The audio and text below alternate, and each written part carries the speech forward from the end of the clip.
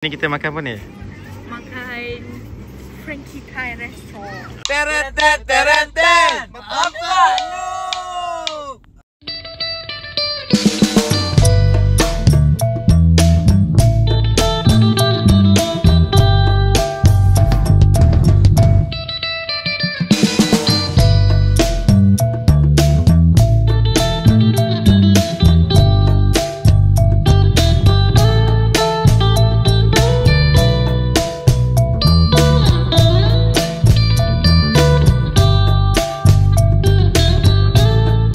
Tengok guys, dia ada seat bawah. Ke atas tu pun ada. You can actually bersila here. Nak tahu boleh bersila sini. Romantik lah, memang romantik.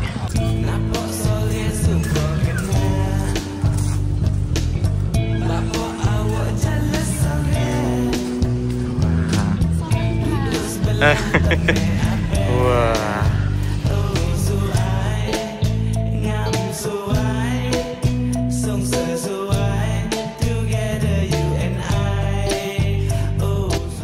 Extreme sikit lah. Macam ni nampak sea view. Sekarang ni dia pun ada satu Frankie Bay. Macam senang Ni? How about this journey? Nak main sini macam mana ni? The journey is extremely backache. Sebab kami naik motor. And also adrenaline rush. Sebab si gendut ni menyelit-nyelit di seleka-seleka. Power kan? I menyelit kan? Power. Tapi saya tak mau mati lagi. Baru je selesai kursus kardiovaskular kan? Rasa macam mana? Heart skip a bit. Bukan a bit je, memang dah skip, tak ada dah terus. Aku ada letak kat loceng untuk dia kalau kita dapat apa lah. Tapi brother tadi tu show memang bagus kan. Malah dia follow kami, malah dia sampai kat bawah. Dia cakap atas, ada atas macam style. Itulah. Dia boleh ikut sampai atas tapi kami minta dia duduk dulu lah. Tunggu sampai kami habis order dulu and then baru dia turun. Baik, so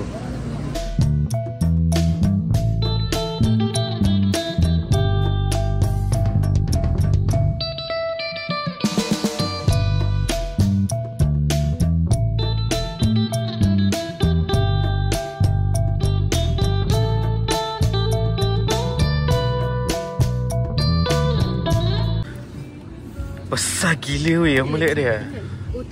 Omelet dia besar nak mampu weh.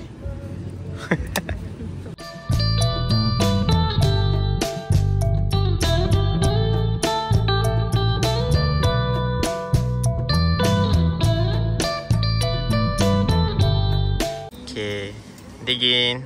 Let's dig in.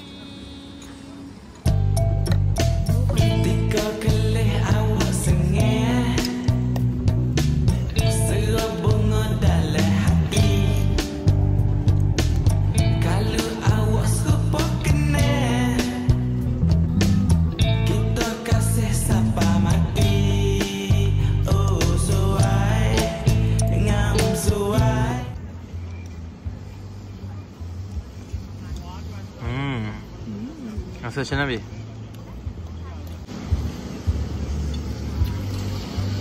Masam? The best? Last to try, I don't know how to describe. Rasa dia sampai ke Thailand tak? Almost sampai. Sebab review kata dia bagaikan Thailand datang ke sini. Sambal yang sedap. Sama udang. Nasi tu style kat dia buat bentuk macam ni kan. Lepas tu tengok ni. Kenapa? Dia bagi sambal. Sambal belacan kata dia. Oh, udang sekok-sekok. Udang sekok-sekok. Man down. Tolong nak lok.